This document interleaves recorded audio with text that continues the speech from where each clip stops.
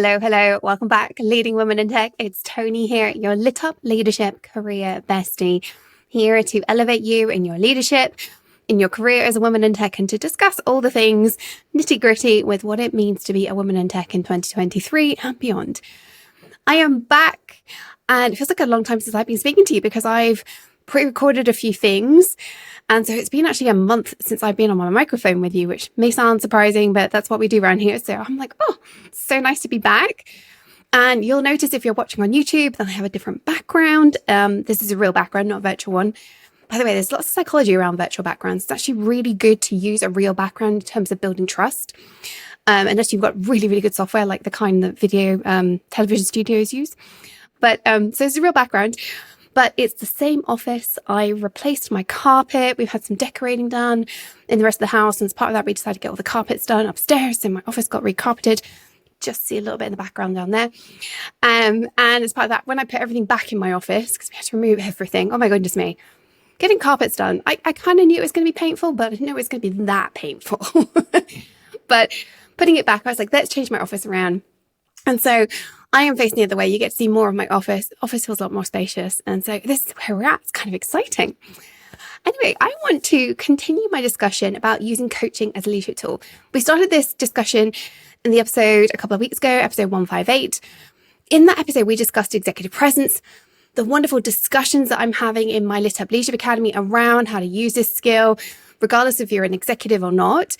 How having communication skills, awareness, being able to interact with your fellow human beings and being proactive in all of these aspects of your life is a really great way to up-level your leadership. But we also discussed how executive presence is one of the things that's going to help you become a great coach if you want to use coaching as part of your leadership toolkit, or indeed if you just want to become a coach. I talked a lot about why coaching is so powerful for your team, and that's what I want to dig in a little bit more on today. So we can understand why coaching holds such tremendous value for both leaders and team members alike. In this week's episode, I want to take you on a journey of how coaching helps you elevate your team and their potential.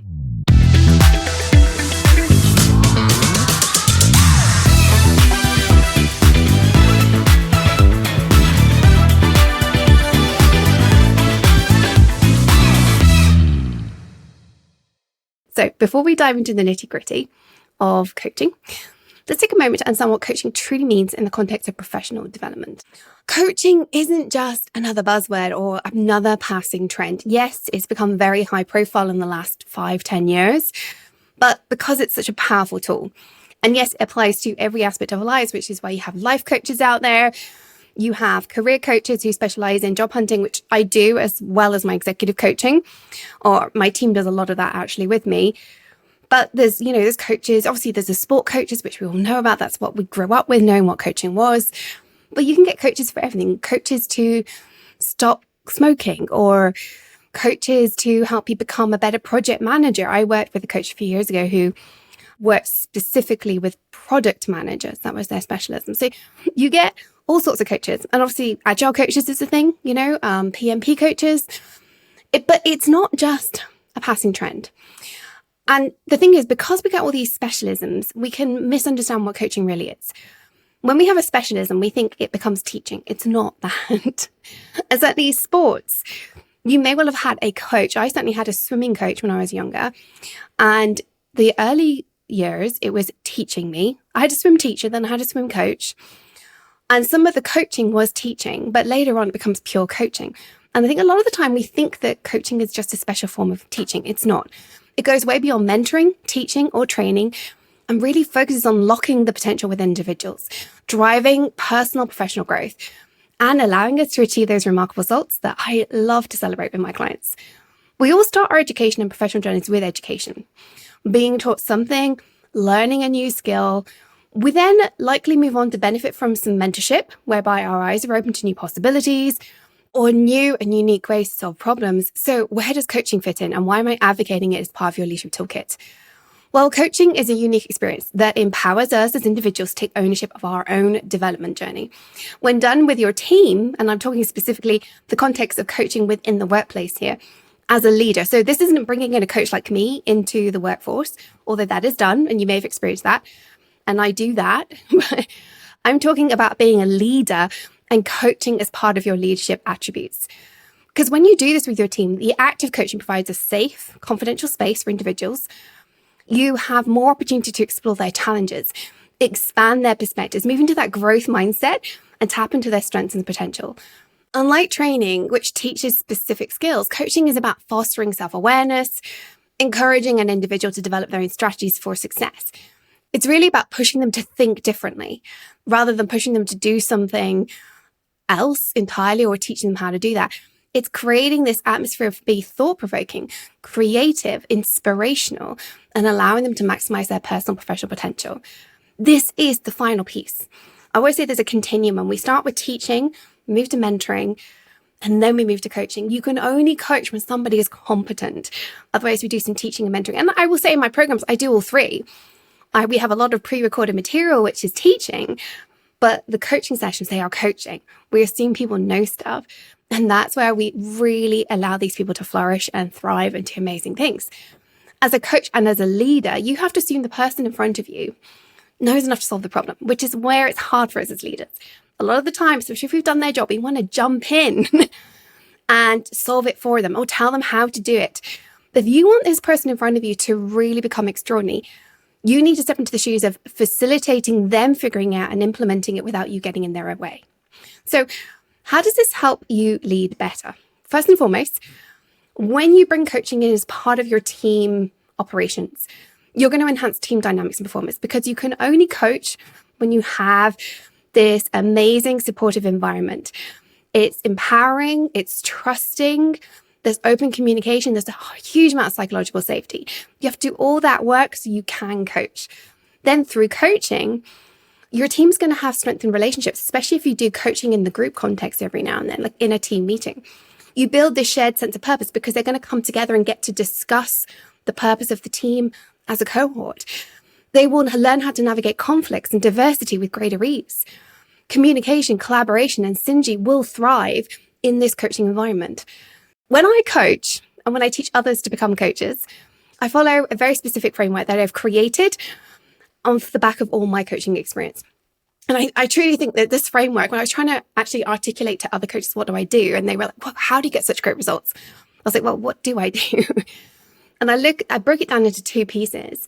And I think this really helps us understand what's going on in the people in front of us. And this is now how I teach other coaches, formalized framework of what I've been doing for years. The first piece is something that's not unique to me. It's been around forever. Psychologists came up with this idea that our thoughts become our feelings, which become our actions. Thoughts, feelings, actions.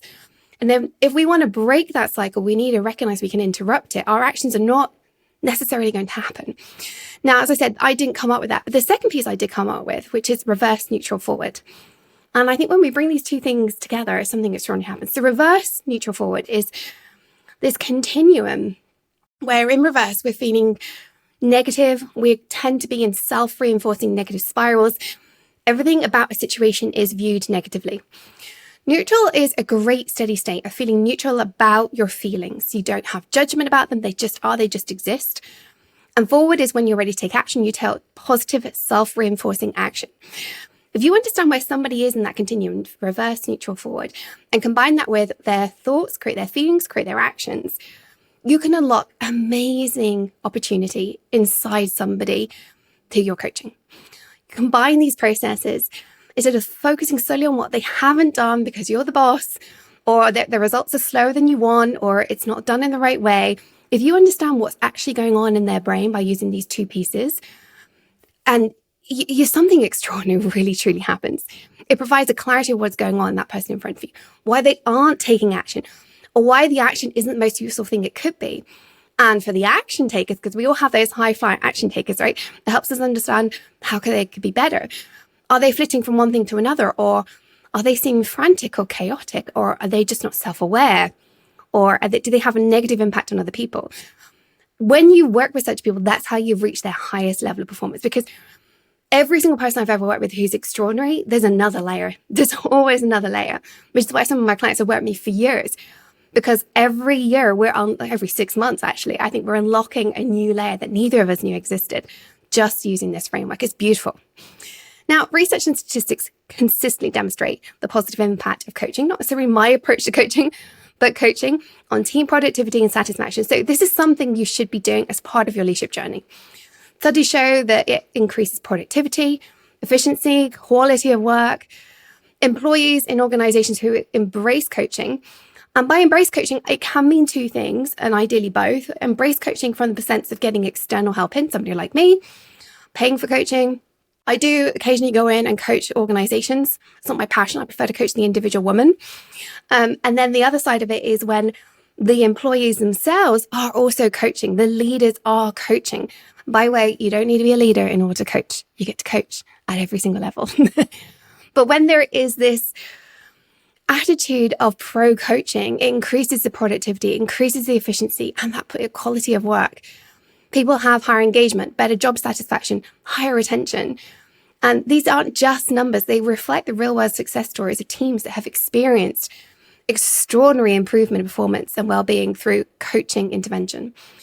Being a great coach, though, and knowing how to challenge your team members without toxicity, knowing how to tackle toxicity without creating more of it, knowing how to deal with all kinds of issues that can be tricky, and addressing challenging employee behavior should be a priority for every single one of us, and certainly all employers, managers, and leaders. It's really important to nip any problems in the bud that you are seeing in your team, instead of assuming or hoping that poor performance or behavior will improve with time. And a great way to do this straight off the bat is with coaching. But as you're likely also hearing, it isn't just about your team. It's also about individual growth and development. This, to me, I come at this from the lens of loving working with individuals. This is my passion point, is working with individual women and really helping them break through the glass ceiling. But what that really tells us is that by using coaching, particularly the framework that I use, really helps empower the individual to reach their full potential. If you bring this in as part of your leadership toolkit, it is a great way to do that growth and development work that we're supposed to be doing as leaders. It provides personalized support and guidance, helps set goals that actually work, overcome challenges, and helps the person achieve those aspirations, those goals, and allows you as the coach to really understand the mindset of your team member so that the team member can come up with their own plan, execute their own plan, and build on their aspirations rather than all being dictated through you, which we tend to find backfires. Through coaching, individuals will gain self-awareness. So if you've got somebody who's really unself-aware, they don't understand the impact they're having, coaching is a great way to level this up. Develop their strengths. Again, they're going to have to level up their self-awareness on what they're good at and what they're not good at, why they're not good at things. If they want to create a new area of growth, great, but make sure that they know that's what they're doing. But it also allows you to address underperformance and embrace continuous learning. When you do this, your team individuals are more confident, which means they tend to be less grumpy, have less imposter syndrome. Arrogance actually goes away. I was having a fascinating conversation last week in the Leadership Academy about confidence and arrogance, and how some people, arrogance is actually a cover for low confidence. So sometimes arrogance goes away because you've increased confidence. And even still with coaching, they begin to realize how their arrogance is appearing to others. And then obviously there's more, obviously it enhances skills and provides this professional growth. One of the beautiful aspects of coaching is that it fosters a culture of continuous learning within your team. It encourages that open dialogue, feedback, and reflection, creates a safe and non-judgmental space for individuals to have open and honest conversations. So you start seeing them coach each other. They're going to learn from you. They share ideas. They embrace challenges more instead of feeling threatened by them. They see them as learning opportunities, that true growth mindset. And when coaching becomes a part of your team's culture, curiosity, experimentation, and innovation really flourish, leading to that enhanced collaboration and collective growth that we know is what leads to great team IQ. And team IQ always outperforms individual IQ every time. So organizations that have successfully brought in coaching as part of their culture will see these benefits. And it becomes the cornerstone of talent development. So this is something I really want you to be aware of. If you bring coaching in, then this should become part of what you do to support employees, make sure they're valued, and support their career journeys, their career ladders. Whether that's through coaching them as a team or coaching them as individuals, you'll find that they have the skills and mindset needed to thrive more. So this is such an important area. I could talk about this all day. One thing I haven't talked about is how coaching can foster belonging and motivation. So when we coach, because we have to understand the person in front of us, we're going to have those much more honest, trusting, and transparent conversations. You're going to understand if they don't feel that they belong. You, as a coach, are going to have to level up your self-awareness. I think the leaders that I teach how to coach, their understanding of themselves goes sky high as part of the leadership development journey of becoming a coach. And as part of that, you are going to have to see what's going on with that person in front of you. So you're going to understand why their motivation is not going forward in the right way, why they're not fulfilled, or are they hiding fulfillment from you in that they are unfulfilled, but they come across as fulfilled. This allows you to improve their engagement and job satisfaction. It allows you to move your team into areas where they're feeling more fulfilled. So everybody does more of their work in their zone of genius. But to implement this, you need buy-in. So if you are a leader, then give yourself buy-in. But ideally, this should come from senior leadership. If you're not senior leadership, then I would have a conversation with your boss about you would like to bring coaching into part of your leadership practice and see what they say. Leaders should lead by example, engage in coaching themselves. I'm a big believer, of course I would say this, given the topic of my podcast, but I'm a huge believer that every executive should have coaching. I actually think every leader should have coaching. I think coaching just makes us better as a human race. But if you can advocate for coaching, communicate the benefits, and provide resources and support, you're going to create an environment where coaching can thrive. So I would just advocate starting to integrate ideas from coaching into existing team structures. Incorporate it into your team meetings, performance evaluations. Make your performance evaluations about how that person can grow instead of what they're not doing right. Develop plans to ensure coaching conversations become an integral part of the team's fabric. Lead by example and your team will follow. I'm hoping you're beginning to see how this process really enhances your team dynamics, individual growth and development, and creates this culture of learning and retaining top talent that we all want as leaders, right? One of the things that happens when we have poor leadership is our best talent leaves. So let's flip that around, become the best leaders because we're coaching, unlock our potential within our teams. And guess what? You're going to keep your high performers, and your lower performers are going to up level. We can create a world where coaching becomes this powerful catalyst for success. I would love to hear from you if you're excited to use coaching as part of your leadership journey, as part of what you do with your team. If you're already doing that, drop me a message on LinkedIn. I'm on LinkedIn every single workday. Drop me a message and let me know if you're using coaching and how you find it useful or not. My own team and I are working hard on our newest round of the Ignite Coach Academy, which we use to train leaders and professional coaches in how to coach and create the amazing impact that my company's been able to roll out to our clients as coachees. If you'd like to join that program, we have a special early bird discount where we're offering you the chance to join at the price we had for our previous round back in January, even though we were going to raise our prices for our September cohort. So if you sign up before early August, you can get access to Ignite Coach Academy for the same price that we had for our January cohort. Head to tonicollis.com/ignite-coach-academy, link in the show notes, to find out more or book a coffee chat with me if you would like to sign up. I will see you in next week's podcast episode. Bye for now.